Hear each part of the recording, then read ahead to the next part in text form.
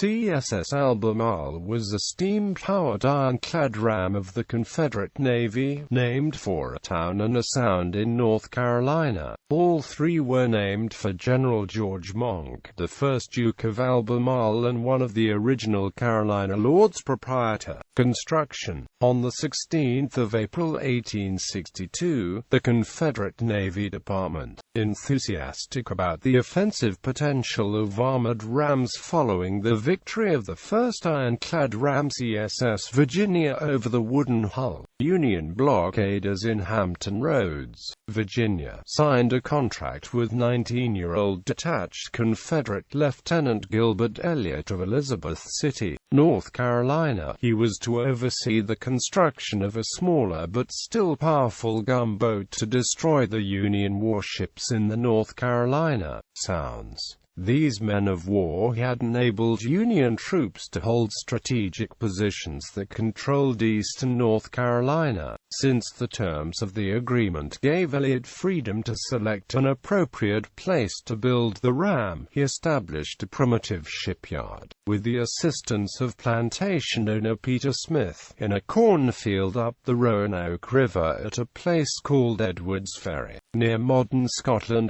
North Carolina. Smith was appointed the superintendent of construction. There, the water was too shallow to permit the approach of Union gunboats that otherwise would have destroyed the ironclad while still on its ways. Using detailed sketches provided by Elliott, the Confederate Navy's chief constructor John L. Porter finalized the gunboat's design, giving the ram an armored casemate with 8 sloping, 30-degree angle sides. Within this thick-walled bunker were two 6.4-inch Brook pivot rifles, one forward, the other aft, each capable of firing from 3 different fixed positions. Both cannons were protected on all sides behind 6 exterior-mounted, heavy iron shutters. The ram was propelled by twin 3-bladed screw propellers powered by 2 steam engines, each of 200 horsepower, and built by Elliott. Construction of the ironclad began in January 1863 and continued on during the next year. Word of the gunboat reached the Union naval officers stationed in the region, raising an alarm. They appealed to the War Department for an overland expedition to destroy the ship,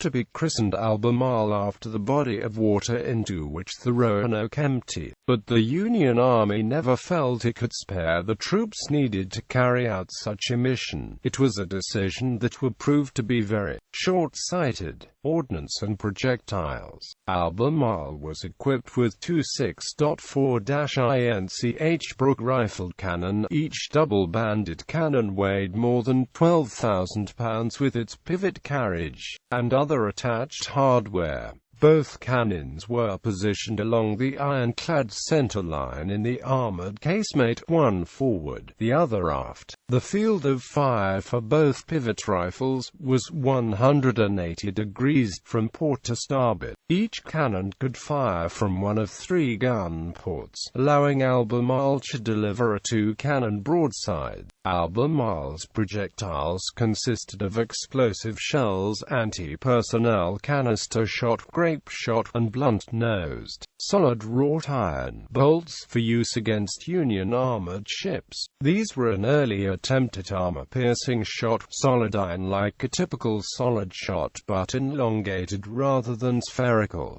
giving far more weight for an equal frontal area than a traditional round ball, and thus greater penetration. Such projectiles could not be effectively fired from a traditional smooth-bore naval gun, as the lack of stability would cause the shot to tumble in flight. Service on the Roanoke River. In April 1864, the newly commissioned Confederate States steamer Albemarle, under the command of Captain James W. Cook, got underway downriver toward Plymouth, North Carolina. Its mission was to clear the river of all Union vessels so that General Robert F. Polk's troops could storm the forts located there. She anchored about 3 miles above the town, and the pilot, John Locke, set off with 2 seamen in a small boat to take soundings. The river was high and they discovered 10 feet of water over the obstructions that the Union forces had placed in the thoroughfare gap. Captain Cook immediately ordered steam and, by keeping to the middle of the channel, they passed safely over the obstructions. The ironclad's armor protected them from the Union guns of the forts at Warren's Neck and Boyle's Mill. However, 2 paddle steamers, US Miami and US Southfield, lashed together with spars and chains, approached from upriver, attempting to pass on either side of Albemarle in order to trap her between them. Captain Cook turned heavily to starboard, getting outboard of Southfield but running dangerously close to the southern shore. Turning back sharply into the river, he rammed the Union sidewheel, driving her under. Albemarle's ram became trapped in Southfield's hull from the force of the blow, and her bow was pulled under as well. As Southfield sank, she rolled over before settling on the riverbed. This action released the death grip that held the new Confederate ram. Miami fired a shell into Albemarle at point-blank range while she was trapped by the wreck of Southfield, but the shell rebounded off Albemarle's sloping iron armor and exploded on Miami, killing her commanding officer, Captain Charles W. Flusser. Miami's crew attempted to board Albemarle to capture her but were soon driven back by heavy musket fire. Miami then steered clear of the ironclad, and escaped into Albemarle Sound. With the river now clear of Union ships, and with the assistance of Albemarle's rifled cannon, General Hoke attacked and took Plymouth and the nearby forts. On May 5, Albemarle and CSS Bombshell, a captured steamer, were escorting the troop-laden CSS Cotton Plant down the Roanoke River. They encountered 4 Union warships: US Miami, now supported by US Mattabesset, US Sassacus, and US Wirelessing. All 4 ships combined mounted more than 60 cannons. Albemarle opened fire first, wounding 6 men working one of Mattabesset's 2 100-pounder Parrott rifles, and then attempted to ram her, but the sidewheeler managed to round the ironclad's armored bow. She was closely followed by Sassacus, which then fired a broadside of solid 9-in and 100-pound shot, all of which bounced off Albemarle's casemate armor. However, Bombshell, being a softer target, was hulled by each heavy shot from Sassacus's broadside and was quickly captured by Union forces. Following her surrender, Lieutenant Commander Francis Asbury Rowe of Sassacus, seeing Albemarle at a range of about 400 yards, decided to ram. The Union ship struck the Confederate ironclad full and square, broadside on, shattering the timbers of her own bow, twisting off her own bronze ram in the process, and jamming both ships together, with Sassacus's hull almost touching the end of the ram's Brook rifle. Albemarle's gun crew quickly fired 2 point-blank rifled shells, one of them puncturing Sassacus's boilers. Though live steam was roaring through the ship, she was able to break away and drift out of range. Miami first tried to use her spar torpedo and then to tangle the Confederate ram's screw propellers and rider with a senet, but neither ploy succeeded. More than 500 shells were fired at Albemarle during the battle, with visible battle damage to her smokestack and other areas on the ironclad. She easily steamed back up the Roanoke, the victor, soon mooring at Plymouth, sinking. Albemarle successfully dominated the Roanoke and the approaches to Plymouth through the summer of 1864. By autumn, the U.S. government decided that the situation should be studied to determine if something could be done. The U.S. Navy considered various ways to destroy Albemarle, including 2 plans submitted by Lieutenant William B. Cushing. They finally approved one of his plans, authorizing him to locate 2 small steam launches that might be fitted with spar torpedoes. Cushing discovered 2 30-foot picket boats under construction in New York and acquired them for his mission. On each he mounted a Dahlgren 12-pounder howitzer and a 14-foot spar projecting into the water from its bow. One of the boats was lost at sea during the voyage from New York to Norfolk, Virginia, but the other arrived safely with its crew of 7 officers and men at the mouth of the Roanoke. Thereat the steam launch's spar was fitted with a lanyard-detonated torpedo. On the night of October 27 and 28, 1864,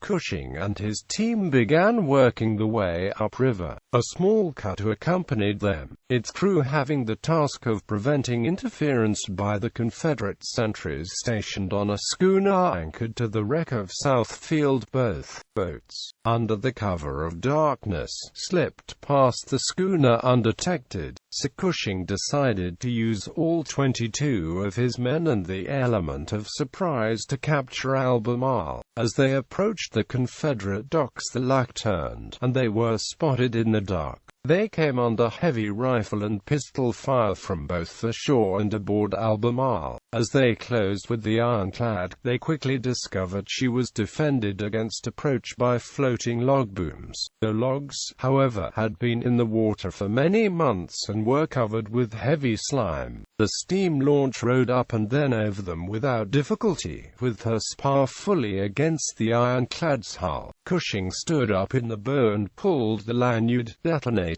the torpedo's explosive charge. The explosion threw Cushing and his men overboard into the water. Cushing then stripped off most of his uniform and swam to shore, where he hid under cover until daylight, avoiding the hastily organized Confederate search parties. The next afternoon, he was finally able to steal a small skiff and began slowly paddling, using his hands and arms as oars, downriver to rejoin Union forces at the river's mouth. Cushing's long journey was quite perilous and he was nearly captured and almost drowned before finally reaching safety. Totally exhausted by his ordeal, he was hailed a national hero of the Union cause for his daring exploits. Of the other men in Cushing's launch, one also escaped. 2 were drowned following to the explosion, and the rest were captured. Cushing's daring commando raid blew a hole in Albemarle's hull at the waterline, big enough to drive a wagon in. Quote, "She sank immediately in the 6 feet of water below her keel, settling into the heavy river-bottom mud, leaving the upper casemate mostly dry and the ship's large stainless banner ensign flying from the flagstaff at the rear of the casemate's upper deck." Confederate Commander Alexander F. Worley, who had been appointed as her captain about a month earlier, later salvaged both of Albemarle's rifled cannon and shells and used them to defend Plymouth against subsequent Union attack, futilely. As it turned out, Lieutenant Cushing's successful effort to neutralize CSS Albemarle is honored by the U.S. Navy with a battle star on the Civil War campaign streamer. Raising and later service. After the fall of Plymouth, the U.S. Navy raised and temporarily hull patched the Confederate ram. Near the end of the war, the Union gunboat US series towed Albemarle to the Norfolk Navy Yard, where she arrived on the 27th of April 1865. On the 7th of June orders were issued to repair her hull, and she entered dry dock soon thereafter. The work was completed on the 14th of August 1865. 2 weeks later, the Ironclad was judged condemned by a Washington, D.C. prize court. She saw no active naval service after being placed in ordinary at Norfolk, where she remained until she was finally sold at public auction on the 15th of October 1867 to J.N.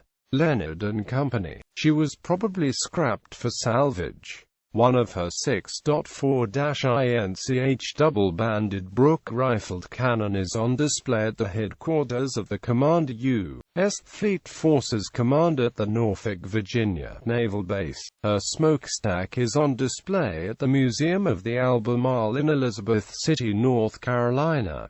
prize court adjudication replica. A 3/8 scale, 63-foot replica of Albemarle has been at anchor near the Port O' Plymouth Museum in Plymouth, North Carolina, since April 2002. The replica is self-powered and capable of sailing on the river. Each year CSS Albemarle takes to the water during Living History Weekend, the last weekend in April each year.